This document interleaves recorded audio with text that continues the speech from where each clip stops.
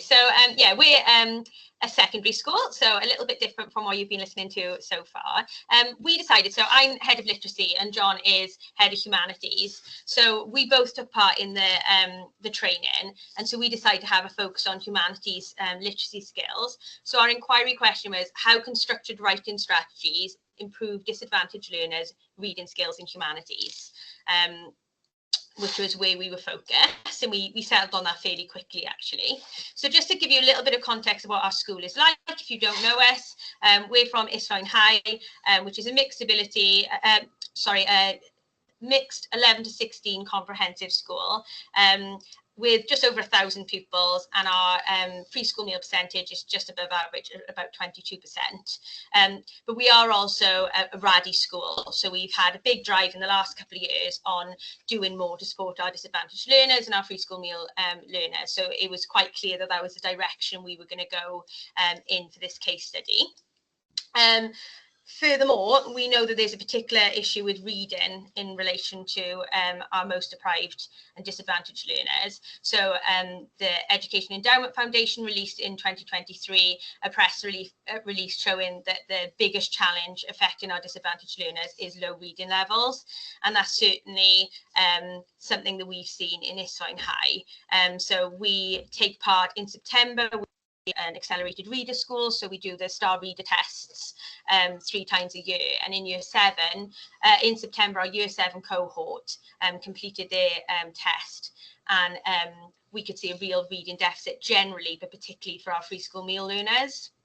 So while the average reading age for our non-free school meal learners was 10.4 years, which is almost a year behind their chronological age, the average reading age for non-free school meal for free school meal learners was 8.8. So that's significantly behind our non-free school meal learners. And also we know research tells us that to access the curriculum, learners need a reading age of at least 9.5. So it means that the majority of our free school meal learners are really struggling just to access the curriculum.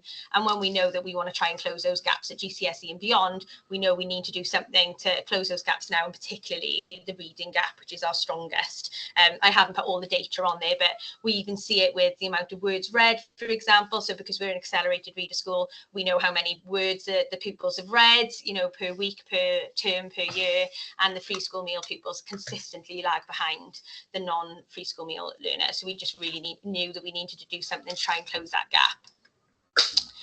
So our case study, we decided to focus on John's mixed ability year 7 humanities class. So the way that we structured the form classes this year is that the humanities teachers all had a form class, and they were also the humanities teacher. So John spends a lot of time with these learners, and it meant it was a real opportunity to really embed some of the strategies. We focused on free school meal learners, but particularly 3, so that we could have a really focused small scale study. And within the Reading Reconsidered approaches, we decided to focus on the elements of frequent and formative writing, so including the stop and jot opportunities that have been mentioned, largely because we knew that a lot of our free school meal learners don't take as active role in class discussion. So we were hoping that giving them the opportunity to kind of think independently and develop those independent thinking skills when they've seen a text would benefit them, but it also might give them a little bit of space to think about what they could contribute to the class discussion, so that they could take a more active role and just engage them a little bit more, which we knew was an obstacle anecdotally. And the second focus then was on the developmental writing. I took part in a case study last year on the writing revolution, so there's quite a bit of overlap between the developmental writing approach in Reading Reconsidered with the writing revolution, and John and I had already been doing a fair piece of work on that, so it made sense to sort of incorporate some of those as well, but keep them focused on the humanities elements. We looked at the because, but, so sentences and the sentence expansion activities. So our aims then, we knew that incorporating short bursts of low stakes writing allowed students to develop their ideas and understanding of sources through writing, which was important to us. Extending writing through conjunctions, because, but, so would encourage the analytical thinking that a lot of those learners were struggling with. They were sort of just taking things at surface level rather than really analysing what they were reading. And the expanded sentences support learners to elaborate on their ideas with clarity and precision. So these were very clear gaps that we knew these learners had, and so that's what we wanted to focus on. And we decided these approaches would be trialled when learners were exposed to historical sources, so a really new but vital skill for our history students. Okay, John. Yeah, so as Bethan said, really, we focused in on my year 7 humanities class. Give a bit of context there. As the humanities teacher, I spend 8 hours a fortnight with them working on the humanities work, which is heavily literacy based. So yeah, we've got a real opportunity there to work with the pupils and know how to support each individual pupil within the class. We specifically focused on RADI pupils, so pupils who perhaps generally wouldn't be accessing reading materials as much as some other pupils at home. It's a bit of a generalization, I know, but you know, we do find that to be the case. And as the text shows there on the board, prior to the study, pupils were able to retrieve information from the sources themselves. We want pupils to be able to, especially from a history perspective, be able to talk about a historical source, tell us what it's about, and pick key bits of information from that. Pupils were able to do that quite well. They're able to read a text, whether that was supported as a class or as individuals, and pick individual and key points from that. Where we found pupils were struggling, however, as you can see with pupil B on the slide there, is evaluating the reliability of a source. So whether that was nuances within the writing itself and what was being said, or looking at the author, we thought reliability was looked at in quite a limited way by a lot of the pupils, and then we devised strategies from the course in order to help with that. So one of those strategies was the stop and jot method. So we gave pupils multiple and frequent opportunities really to use these sort of stop and jot sheets where they're answering small questions around the text in order to focus their thinking. And we found this really, really helpful for the pupils actually, and especially for the RADI pupils who are less less able, kind of, that's not the case core, but enthusiastic. Yeah, less enthusiastic about answering questions in class. It gave them really the confidence to do that and to have the time to reflect on the text itself, to give them something to say before we went through it as a class. It allowed for independent thinking, and it allowed pupils to really, RADI pupils, get involved in the lesson itself. Pupil B commented, if I write it down, it can help me to answer the question in class. So when we're using our cold calling strategies, as we sometimes do, the pupils had that confidence then to contribute to the lesson. Turn and talk as well provided opportunities for learners to talk through ideas with a friend or somebody they're sitting next to give them the confidence again to feed back to the rest of the class. We also used because but so sentences, and we found this really, really helpful in allowing pupils to answer questions regarding bias. So again, pupils could pick key information from a source quite easily using the because sentence, and that was something they were able to do. But certainly when it became then, or when they started to look at the but sentences, it did focus them in looking at the reliability of the source. So whether that was nuance within the writing itself, or whether it was something, or whether it was the author of the source, they were able to comment on that. I mean, we are pushing pupils to do that in more detail, and we are developing that still, but it's certainly something they gain confidence in. Again, Pupil B commented, the sentences help them because it allows them to think about how reliable a source is, because the questions actually make them think about it. So it's really about focusing pupils. Where we did find pupils were struggling though was with the so sentence. And this is something we're really still trying to develop. They showed understanding of the cause and effect of the limited reliability of the source.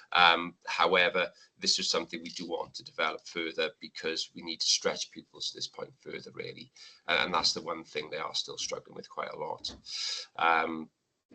We also used expanded sentences. So again, this is an activity that pupils love, actually. They really enjoy doing these. And again, took some training, really. We did find pupils to begin with were changing that kernel sentence at the beginning, or making that different. So Beth sort of helped me out there and said, you know, why didn't you try to get the pupils to highlight the kernel sentence so it doesn't change? And that's something they've done. it's really developed their ability to expand their sentences and to answer questions in more detail.